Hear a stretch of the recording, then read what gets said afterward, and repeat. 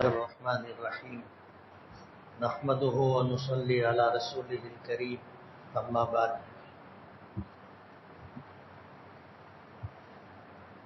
اعوذ باللہ من الشیطان الرجیم بسم اللہ الرحمن الرحیم ان الدین عند اللہ الاسلام وقال اللہ تبارک وتعالی ومن يبتغي غیر الاسلام دینا فلن يقبل منه وهو فی الآخرۃ من الخاسرین صدق اللہ العظیم۔ بزرگان محترم اور عزیز دوستوں،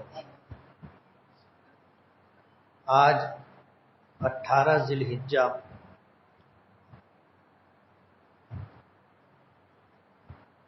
جمعہ کا دن ہے۔ آج سے 1443 سال پہلے 18 ذی الحجہ جمعہ کے دن حضرت عثمان غنی رضی اللہ تعالی عنہ کی شہادت کا واقعہ پیش آیا تھا۔ حضرت عثمان غنی رضی اللہ تعالی عنہ نبی کریم صلی اللہ علیہ وسلم کے داماد، خلفائے اربعہ میں خلیفہ ثالث، اور ایک نہیں دو ہجرت کرنے والے، اور ایک مرتبہ نہیں 2 مرتبہ نبی کریم صلی اللہ علیہ وسلم نے آپ کو دنیا میں جنتی ہونے کی بشارت دی۔ حضور کی 4 بیٹیوں میں سے 2 بیٹیاں حضرت عثمان غنی رضی اللہ تعالی عنہ کے نکاح میں یکے بعد دیگرے آئی۔ اسی لیے تاریخ میں آپ کو ذو الحجرتین بھی کہا جاتا ہے، ذو البشارتین بھی کہا جاتا ہے، ذی النورین بھی کہا جاتا ہے۔ آپ کا زمانہ خلافت 12 سال رہا۔ 6 سال بخیر و عافیت گزرے، بعد کے 6 سال شورش اور فتنوں کا زمانہ رہا، جو بڑھتا رہا یہاں تک کہ حضرت عثمان غنی کی شہادت پر ختم ہوا۔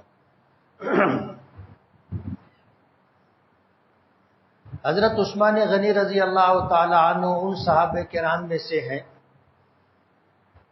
کہ جب ہجرت کر کے مدینہ منورہ تشریف لائے تو اللہ تعالیٰ نے اور مہاجر صحابہ کرام کی طرح ان کو بھی ایک انصاری کا بھائی بنا دیا تھا۔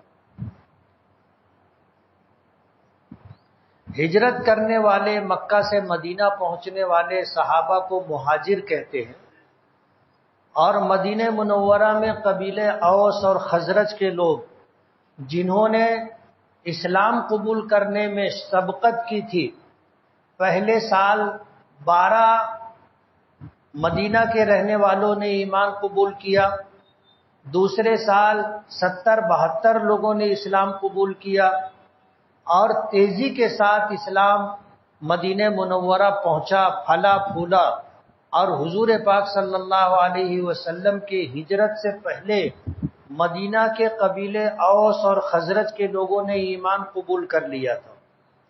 پھر وہ وقت بھی آیا کہ یہی قبیلے اوس اور خزرج کے لوگوں نے نبی کریم صلی اللہ علیہ وسلم کو مدینہ تشریف لانے کی دعوت دی۔ اللہ کے رسول صلی اللہ علیہ وسلم نے انتظار کرنے کے لیے کہا۔ یہ من جانب اللہ انتظام تھا، اور آخر میں اللہ کے رسول صلی اللہ علیہ وسلم اور آپ کے ساتھ حضرت ابو بکر صدیق، یہ دونوں حضرات مکے سے ہجرت کے لیے نکلے تو مدینہ منورہ تشریف لے گئے، اور مدینہ منورہ ہی میں قیام رہا، اور اللہ کے رسول صلی اللہ علیہ وسلم نے زندگی کی آخری سانسیں مدینہ منورہ میں لی، اور مدینہ منورہ ہی آپ کی آخری قیام گاہ بنا، اور مدینہ کو یہ شرف اور فخر حاصل ہے کہ اسی سرزمین پر اللہ کے رسول قیامت تک آرام کرتے رہے۔ درمیان میں کوششیں کی گئی کہ مدینہ منورہ اور آپ کی قبر مبارک سے آپ کے جسم مبارک کو نکال لیا جائے، لیکن اللہ پاک کی منشا کے خلاف کیسے ہو سکتا تھا؟ اللہ نے انتظام فرمایا اور اللہ کے رسول صلی اللہ علیہ وسلم کی قبر مبارک سے آپ کے جسم مبارک کو نکالنے کی سازش کو ناکام بنا دیا۔ حضرت عثمان غنی رضی اللہ تعالی عنہ بھی مہاجر تھے، مکے میں بھی تجارت کیا کرتے تھے، اور جب ہجرت کر کے مدینہ منورہ تشریف لے گئے تو اللہ کے رسول صلی اللہ علیہ وسلم نے ایک انصاری صحابی حضرت اوس ابن ثابت رضی اللہ تعالی عنہ کو بلایا اور حضرت عثمان غنی رضی اللہ تعالی عنہ کو بھائی بنایا کہ آج سے تم دونوں بھائی بھائی ہو۔ اور جتنے صحابہ کرام ہجرت کر کے مدینہ منورہ پہنچتے رہے، اللہ کے رسول صلی اللہ علیہ وسلم آنے والے مہاجر اور مدینہ منورہ کے قبیلے اوس اور خزرج کے ایک انصاری کو بلا کر کے بھائی بنا دیا کرتے تھے۔ عبد الرحمن ابن عوف رضی اللہ تعالی عنہ کا واقعہ سنا ہوگا کہ جب وہ ہجرت کر کے مدینہ منورہ پہنچے تو اللہ کے رسول صلی اللہ علیہ وسلم نے ان کو ایک انصاری کا بھائی بنا دیا، اور اس انصاری صحابی نے حضرت عبد الرحمن ابن عوف کو اپنے گھر لے گئے، اور لے جانے کے بعد یہ کہا کہ میری 2 بیویاں ہیں، آپ دونوں کو دیکھ لو۔ پردے کے احکامات نہیں آئے تھے، جو آپ کو بھلی لگے میں اسے طلاق دے دوں گا، تم اس سے نکاح کر لینا۔ میرے 2 گھر ہیں، جو گھر آپ کو پسند ہوگا وہ آپ کو دے دوں گا، اور میرے 2 کھجور کے باغ ہیں، جو باغ آپ لینا چاہیں وہ باغ آپ کو دے دوں گا۔ حضرت عبد الرحمن ابن عوف رضی اللہ تعالی عنہ نے فرمایا بارک اللہ فی اہلک و مالک، اللہ تعالیٰ آپ کے اہل و عیال میں اور آپ کی مال میں برکت عطا فرمائے۔ دلونی الی السوق، دلونی الی السوق، مجھے آپ بازار کا راستہ بتا دیں۔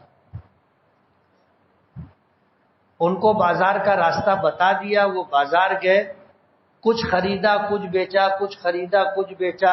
شام کو جب واپس آئے تو پنیر کا کچھ حصہ جو نفع میں بچا تھا وہ لے کر کے گھر آئے۔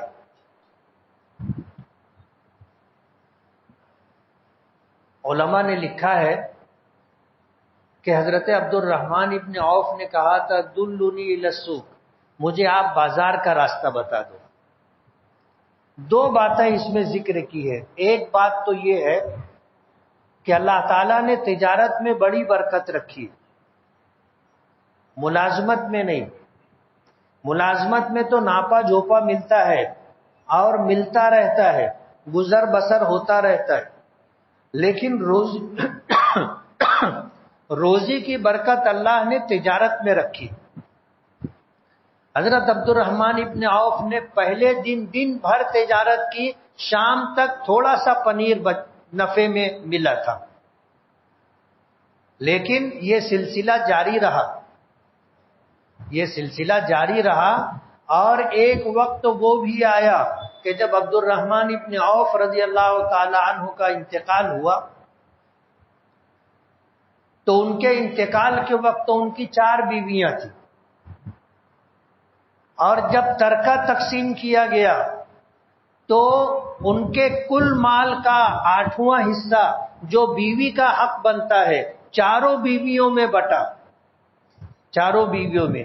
تو اس زمانے میں ایک بیوی کو 12.5 لاکھ درہم ملے تھے، یعنی 4 بیویوں کو جو حصہ ملا تھا وہ حضرت عبد الرحمن ابن عوف کے کل مال کا 8واں حصہ تھا، جو تقریباً 50 لاکھ درہم بنتا تھا۔ مدینہ آئے تھے تو کچھ نہیں تھا۔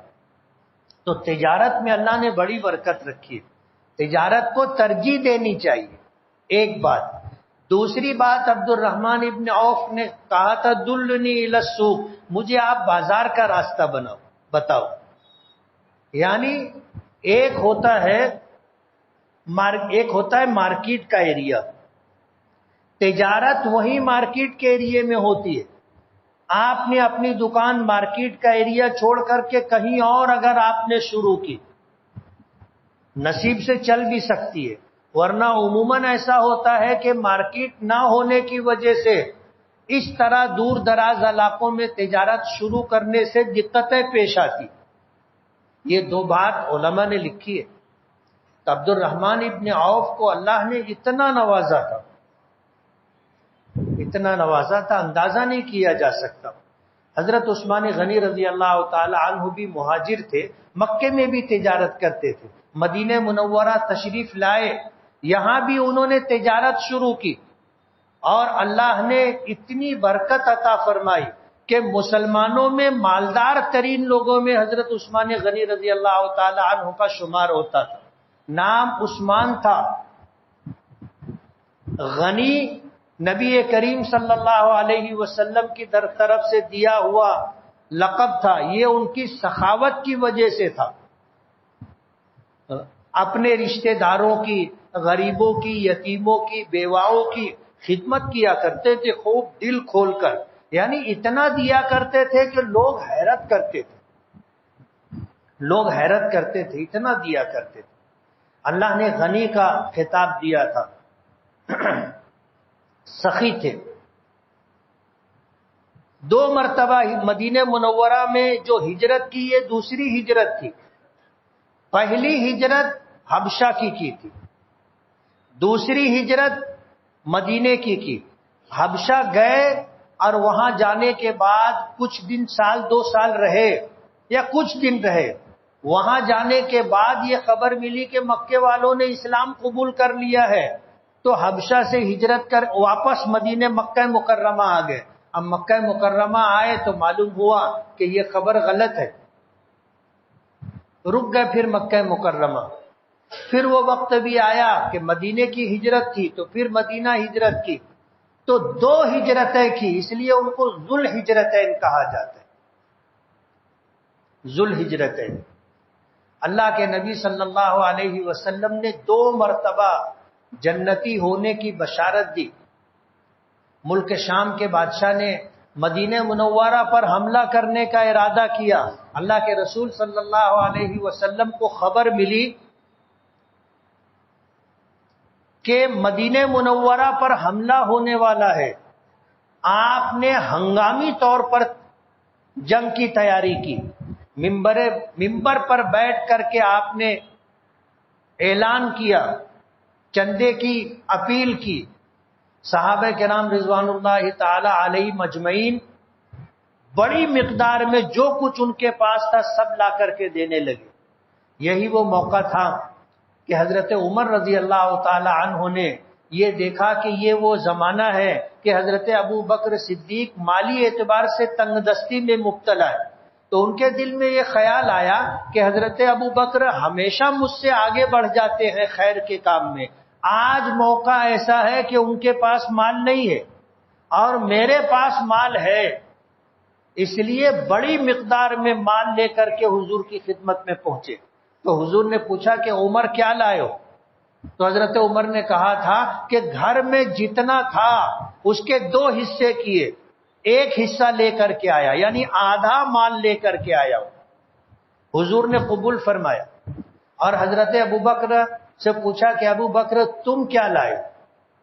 تو حضرت ابو بکر نے جواب دیا کہ اللہ کے رسول گھر میں جو تھا سب لے کے آیا. حالانکہ مقدار میں کم تھا. حضرت عمر جو لائے تھے اور اللہ کے رسول کے قدموں میں ڈال دیے تھے وہ زیادہ تھا. حضرت ابو بکر جو لائے وہ کم تھا. لیکن فرق یہ تھا کہ حضرت عمر سے پوچھا کہ کیا لائے ہو؟ کہا گھر میں جو تھا اس میں سے آدھا لایا ہو. اور ابو بکر سے پوچھا کہ ابو بکر تم کیا لائے ہو؟ کہا کہ اللہ کے رسول گھر میں جو کچھ تھا سب لے کے آیا ہوں. حضرت عبد الرحمن ابن عوف رضی اللہ تعالی عنہ نے حضور کی اپیل پر 40,000 درہم دیے تھے. حضرت عثمان غنی رضی اللہ تعالی عنہ کا نمبر آیا. حضور نے فرمایا کون ہے جو اللہ کے راستے میں 100 اونٹ، 100 گھوڑے، جنگی ساز و سامان کے اللہ کے راستے میں وقف کرے، میں اسے جنتی ہونے کی بشارت دوں. حضرت عثمان غنی رضی اللہ تعالی عنہ کھڑے ہوئے، کہنے لگے کہ اللہ کے رسول میں دوں گا، اور اللہ کے رسول کی خدمت میں دینے کا وعدہ کیا، پیش کر دیا۔ حضور نے دنیا میں جنتی ہونے کی بشارت دی، اور اسی پر بس نہیں کیا۔ آپ سن کر کے حیران ہوں گے کہ حضور کی اپیل پر تو یہ پیش کر دیا، لیکن پھر 1000 اونٹ اور 1000 دینار یعنی اشرفیاں اور مزید 70 گھوڑے اللہ کے رسول کی خدمت میں پیش کی۔ جب 1000 دینار سونے کا سکہ ہوتا ہے اشرفی، درہم چاندی کا سکہ ہوتا ہے، دونوں کی قیمت کا فرق آپ سمجھ سکتے ہیں۔ عبد الرحمن ابن عوف نے 40,000 درہم دیے تھے، حضرت عثمان غنی رضی اللہ تعالی عنہ نے 1000 دینار دیے تھے۔ حدیث پاک میں آتا ہے کہ حضور کی خدمت میں جب پیش کیا تو حضور ایک ہاتھ سے اشرفیاں اٹھاتے تھے اور دوسرے ہاتھ پر گراتے تھے، پھر دوسرے ہاتھ سے اٹھاتے تھے، پہلے ہاتھ پر گراتے تھے، اور فرماتے تھے ما عمل بعد هذا اليوم،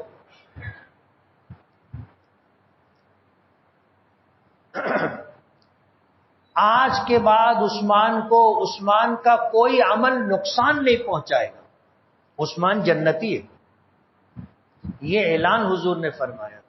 دوسرا موقع تھا مدینہ منورہ میں، ایک کنواں تھا بیر روما، ایک یہودی کی ملکیت تھا، جس کا پانی پینے کے لائق تھا، میٹھا تو نہیں کہہ سکتے، پینے کے لائق تھا، اور اہل مدینہ اسی کنویں کا پانی پینا پسند کرتے تھے، لیکن یہودی بغیر پیسہ لیے پانی دیتا نہیں تھا، وہ پانی فروخت کرتا تھا، لوگوں کو قیمتاً خریدنا پڑتا تھا۔ نبی کریم صلی اللہ علیہ وسلم نے فرمایا تھا کون ہے جو یہ کنواں خرید کر کے مسلمانوں پر وقف کر دے اور اس کا حق بھی ویسا ہی ہو جیسے کسی ایک عام مسلمان کا حق ہوتا ہے۔ جو شخص یہ کام کرے گا میں اسے دنیا میں جنتی ہونے کی بشارت دیتا ہوں۔ حضرت عثمان غنی رضی اللہ تعالیٰ عنہ نے فیصلہ کر لیا کہ یہ کنواں میں خریدوں گا۔ اس یہودی کے پاس گئے، یہودی کو خبر ہو گئی کہ مسلمانوں کے پیغمبر نے یہ اعلان کیا ہے، گئے کنواں خریدنے کے لیے، اس نے انکار کر دیا کہ میں نہیں بیچوں گا۔ حضرت عثمان غنی رضی اللہ تعالی عنہ مسلسل اس کے رابطے میں رہے اور تقاضا کرتے رہے کہ وہ کنواں فروخت کر دے۔ بڑی مشکل سے وہ اس پر تیار ہوا کہ میں آدھا کنواں 12,000 درہم میں فروخت کروں گا، اور اس میں 1 درہم بھی کم نہیں ہوگا۔ حضرت عثمان غنی رضی اللہ تعالی عنہ نے آدھا کنواں خرید لیا۔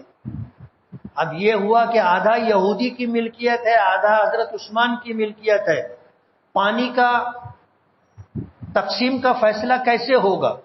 تو یہ طے ہوا کہ ایک دن کنویں سے یہودی پانی نکالے گا اور ایک دن دوسرے دن کنویں سے عثمان غنی پانی نکالے گا۔ حضرت عثمان غنی رضی اللہ تعالی عنہ نے یہ کنواں آدھا کنواں مسلمانوں پر وقف کر دیا۔ اب مسلمان اس دن اس کنویں سے پانی لیتے تھے جس دن حضرت عثمان غنی کی باری کا دن ہوتا تھا۔ یہودی سے کوئی پانی خریدتا نہیں تھا، لوگ اتنا پانی رکھ لیتے تھے کہ 2 دن کی ان کی ضرورت کے لیے کافی ہوتا تھا۔ یہودی نے جب دیکھا کہ اب تو آدھا کنواں رکھنے سے مجھے کوئی فائدہ نہیں، تو اس نے آدھا اپنا کنواں بھی فروخت کرنا چاہا، تو حضرت عثمان غنی رضی اللہ تعالی عنہ نے وہ آدھا کنواں بھی 8,000 درہم میں خرید لیا۔ ایسے 20,000 درہم میں پورا کنواں خریدا اور مسلمانوں پر وقف کر دیا، اس طرح کہ ایک عام مسلمان کا جتنا حق اس کنویں پر ہے اتنا ہی حضرت عثمان غنی کا بھی حق ہے۔ اللہ کے رسول صلی اللہ علیہ وسلم نے حضرت عثمان غنی رضی اللہ تعالی عنہ کو دنیا میں جنتی ہونے کی خوشخبری دی، اسی لیے آپ کو ذوالبشارتین کہا جاتا ہے۔ ذن نورین کہا جاتا ہے اس وجہ سے کہ حضور کی پہلی بیٹی حضرت رقیہ رضی اللہ تعالی عنہا عثمان غنی رضی اللہ تعالی عنہ کے نکاح میں تھی، ان کا انتقال ہو گیا۔ ان کے انتقال کے بعد حضور نے اپنی دوسری بیٹی ام کلثوم کا نکاح حضرت عثمان غنی رضی اللہ تعالی عنہ سے کیا۔ اب یہ نصیب و مقدر کی بات ہے کہ دوسری بیٹی کا بھی انتقال ہو گیا، اور حضور نے فرمایا تھا کہ اللہ اگر مجھے اور بیٹیاں دیتا تو میں عثمان غنی کے نکاح میں اپنی بیٹیوں کو دینا خوشی اور مسرت کا سبب سمجھتا۔ اسی لیے آپ کو ذن نورین کہا جاتا ہے کہ حضرت حضور پاک صلی اللہ علیہ وسلم کی دو نور نظر حضرت رقیہ اور حضرت ام کلثوم حضرت عثمان غنی رضی اللہ تعالی عنہ کے نکاح میں رہے۔ اللہ تعالیٰ نے حضرت عثمان غنی رضی اللہ تعالی عنہ کو ظاہری اور باطنی بے شمار خوبیوں سے نوازا تھا۔ حیا کا اتنا غلبہ تھا، حیا کا اتنا غلبہ تھا کہ ایک موقع پر حضور کنویں کی منڈیر پر بیٹھے ہوئے تھے اور آپ کا جبہ جو تھا کچھ اٹھا ہوا تھا اور پنڈلی نظر آ رہی تھی۔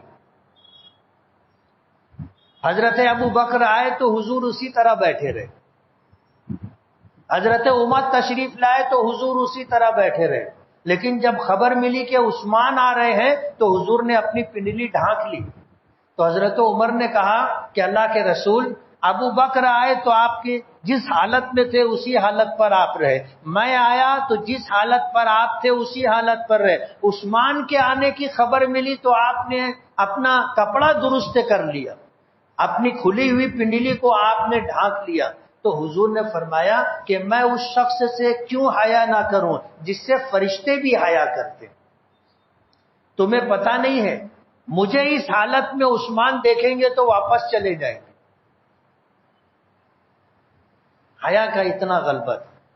اللہ نے حضرت عثمان غنی رضی اللہ تعالی عنہ کو 12 سال خلافت کا موقع عطا فرمایا،